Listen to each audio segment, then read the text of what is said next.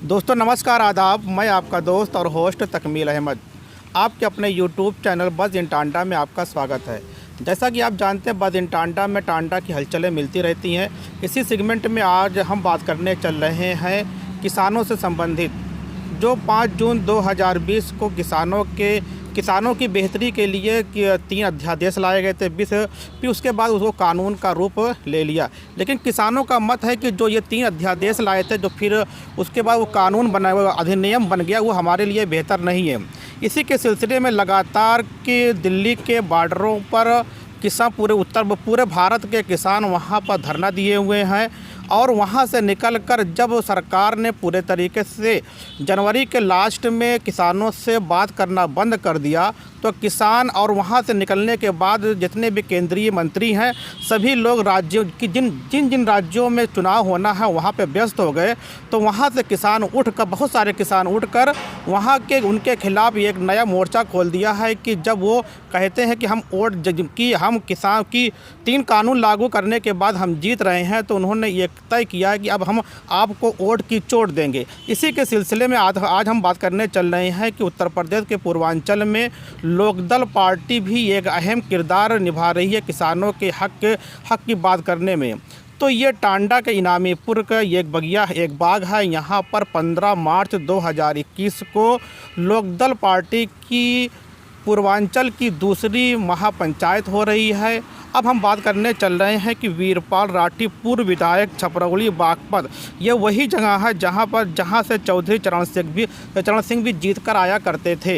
तो हम बात करने हमारे सामने बैठे हैं कि वीरपाल सर कि आप पूर्वांचल में दूसरी महापंचायत करने जा रहे हैं, आपका मकसद क्या है और आप इससे किसानों के खिलाफ जो 3 काले कानून आए हैं आपको कितनी मजबूती दे पाएंगे उनके विरोध में? देखिए, 3 काले कानून जो ये सरकार लाई है और किसानों ने इसका बड़े पैमाने पर विरोध किया।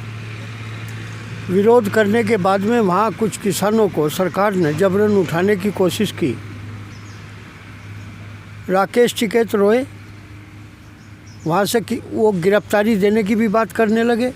लेकिन चौधरी अजीत सिंह जी ने, जैन चौधरी ने आश्वासन दिया और आश्वासन देने के बाद इस आंदोलन में कूद पड़े और अहम भूमिका निभाते हुए, क्योंकि जैन चौधरी अजीत सिंह जी और चौधरी चरण सिंह से लेकर जैन चौधरी तक तमाम किसान नेता हैं पश्चिमी उत्तर प्रदेश, इन पर किसान इन पर विश्वास करता है। तो चौधरी अजीत सिंह जी ने राकेश टिकैत से कहा कि आप धैर्य रखें और हम आपके साथ हैं।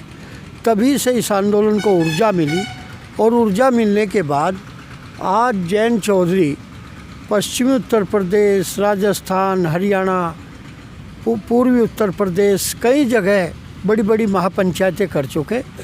उसी सिलसिले में आज किसानों की यहाँ टांडा में भी एक किसान महापंचायत है कल जो होने वाली है। इसको लेकर के हम लोग यहाँ पर आए हैं व्यवस्था को देखने के लिए। और यहाँ पर हमारे जो प्रदेश अध्यक्ष हैं राष्ट्रीय लोकदल के डॉक्टर मसूद अहमद, पूर्व एक्स मिनिस्टर रहे, उनके संचालन में ये मीटिंग हो रही है, ये महापंचायत हो रही है। और मैं समझता हूँ कि इसके बाद भी कई एक महापंचायतें अखिलेश जी और जैन चौधरी जी के बाजना में, मथुरा में 19 तारीख को होने जा रही है। इन महापंचायतों का जो सिलसिला चला हुआ है वो किसानों को जो वहाँ पर एजिटेट कर रहे हैं, जो वहाँ पर धरना दे रहे हैं, उनको ताकत देने का, उनको ऊर्जा देने का काम कर रहे हैं। जो आपको कि 15 मार्च को होने वाली है, इस सिलसिले में टांडा के इनामीपुर में कितनी तैयारियां हो चुकी हैं और कितनी अभी बची हुई हैं? देखिए, यहाँ पर तैयारियों के सिलसिले में तो आज डॉक्टर साहब से मेरी बात हुई, काफ़ी बड़े पैमाने पर इन्होंने तैयारी कर ली। यहाँ पर काफ़ी लोग किसान आएंगे और किसानों में एक जागृति भी है इन काले कानूनों के ख़िलाफ़। मैं जो 2-4 जगह मेरी लोगों से बात हुई तो सभी ने इनका पुरजोर विरोध किया। लेकिन समझ नहीं आता कि ये सरकार इसका समर्थन कैसे कर रही है। क्यों सरकार एडमेंट किए हुए है कि इन कानूनों को वापस नहीं लेती। जब किसान इन कानूनों को नहीं चाहता तो सरकार ज़बरदस्ती क्यों थोपना चाहती है। इसलिए मैं समझता हूँ कि कल यहाँ एक महापंचायत इसी मैदान में जहाँ हम बैठे हुए हैं, बड़ी महापंचायत होगी। और इसमें जो सरकार कह रही है कि हम किसानों की बेहतरी के लेकर आए हैं, तो आपको यहाँ पे तीनों पूरे कानून से ही क्या उसमें आपको लूज लग रहा है कि किसी पॉइंट पर है? देखिए, ये सरकार ने और हमारे जो भारत के कृषि मंत्री हैं नरेंद्र सिंह जी, उन्होंने भी कहा कि ये कानून बहुत अच्छे हैं, और विपक्ष के लोग ये नहीं बता पाए मुझे कि इसमें सफ़ेद क्या है और काला क्या है। कोई अंतर मुझे नहीं बता पाए। मैं बता देना चाहता हूँ, ये एकदम से काला है। किसान जानता है, किसान अनपढ़ नहीं है। और पंजाब का किसान, हरियाणा का किसान बहुत बड़ा किसान है। हालांकि ये आग जो लगी हुई है ये पंजाब से चली, हरियाणा में होती हुई आज उत्तर प्रदेश, पश्चिम में और आज पूरब में ये फैल चुकी। अन्य प्रदेशों में भी ये आग लगी हुई है। इसमें काला और पीले की जो बात है या धोले की जो सफ़ेद की बात है, मैं समझता हूँ जब स्टॉक का अधिकार किसान को था, स्टॉक का अधिकार इन्होंने व्यापारी को दे दिया, और वो भी असीमित, कितना भी कर सकता है। एक व्यक्ति पूरे भारत का स्टॉक अगर स्टॉक कर लेगा तो क्या ये काला नहीं? उसके बंधन में तमाम खाद्यान्न हमारा होगा तो किसान कहाँ से लाएगा? ये जो उपभोक्ता है, ये जो भूमिहीन है, ये खाद्यान्न कहाँ से लाएंगे? और मैं समझता हूँ सरकार जो आज गल्ला दे रही है आम नागरिकों को, वो गल्ला कहाँ से आएगा? इस बारे में आज तक सरकार कोई चर्चा नहीं कर पाई। और व्यापार करने का अधिकार भी किसान को था, लेकिन इन्होंने व्यापारी को दे दिया। पहले अगर किसान अपनी फसल को हरियाणा, पंजाब, अन्य स्टेटों में ले जा करता था और कोई व्यापारी ले जा करता, 3/7 में उसका चालान हुआ करता था। व्यापारी भी अगर जाता था तो किसान की फर्द लेकर के जा करता था, मैं किसान हूँ। इसलिए ये अधिकार किसान को था, व्यापारी को नहीं था। अब व्यापारी को भी अधिकार दे दिया कि वो कहीं भी व्यापार कर सकता है, कहीं भी खाद्यान्न को, अनाज को, फसलों को ले जा सकता है। इसलिए इसमें सफ़ेद है क्या?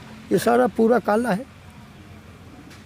तो सरकार ये भी कहा करती है कि जो ये आंदोलन है कुछ राज्यों तक सीमित है, पंजाब है, हरियाणा है, पश्चिमी उत्तर प्रदेश है। तो आप लोग के आने के बाद क्या आपने कुछ मतलब इस कानून के खिलाफ कुछ जागरूकता लेके आए, जिससे आप बात करने लगे पूरे भारत में फैलने वाला है, तो इसमें कितनी सच्चाई है? देखिए, ये पूरे भारत में फैल चुका है, फैलने वाला नहीं, फैल चुका है। मैंने देखा, गाजीपुर बॉर्डर में रहा, सिंगू बॉर्डर में रहा, टीकरी बॉर्डर में रहा, और जब से किसान एजिटेट कर रहे, मैं लगातार संपर्क में हूँ और वहाँ धरना स्थल पर भी मैं रहता हूँ।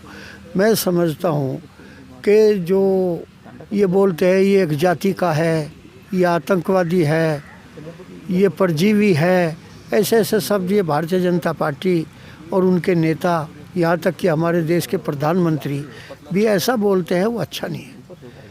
किसान जो है इसका जो विरोध कर रही, आज एक स्टेट से नहीं है, हरियाणा से नहीं है, पंजाब से नहीं है, उत्तर प्रदेश से नहीं है, वहाँ उड़ीसा के लोग हैं, वहाँ तमिलनाडु के लोग हैं, वहाँ महाराष्ट्र के लोग हैं।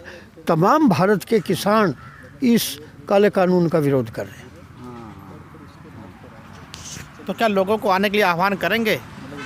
यहाँ पर लोगों को आह्वान कर रहे हैं। कल बड़ी महापंचायत होगी, और मैं समझता हूँ कि इतनी बड़ी महापंचायत होगी कि पूर्व में पहले कभी ऐसी पंचायत भी नहीं हुई होगी। और यहाँ पर लोगों को आह्वान, जयंत चौधरी जी ने जो अपना कॉल दिया है यहाँ आने का, उन्हीं के कॉल से, क्योंकि वो किसान नेता हैं और किसान नेता होने की वजह से लोगों में उत्साह है। अभी संपूर्ण नगर में उन्होंने लखीमपुर खीरी में पीलीभीत के बराबर नेपाल बॉर्डर के पास एक बड़ी महापंचायत की, और उस बड़ी महापंचायत में लोगों ने कहा कि पहली दफ़ा हमारे पास कोई नेशनल लीडर आ रहा है। और यहाँ भी मैं वो जागृति देख रहा कि यहाँ भी एक नेशनल लीडर कल अपनी उपस्थिति दर्ज करेंगे और किसानों के बीच होंगे। तो जैसा कि आपने देखा कि वीरपाल राठी पूर्व विधायक राष्ट्रीय लोकदल से ये टांडा के इनामीपुर में 15 मार्च को होने वाली वहाँ पंचायत के सिलसिले में आए थे और ये बात कर रहे थे। आप लोगों सभी से आह्वान किया कि आप लोग भी आइए। तो उम्मीद करता हूँ आपको ये सेशन किसानों को लेकर, किसानों की महापंचायत को लेकर बढ़िया लगा होगा। इसी तरीके से हम बज़ इन टांडा यूट्यूब चैनल में आपको लाते रहेंगे और तमाम तरह की क्षेत्र की जानकारियाँ देते रहेंगे। Okay, thanks. फिर मिलते हैं एक नए टॉपिक, नए सेगमेंट में।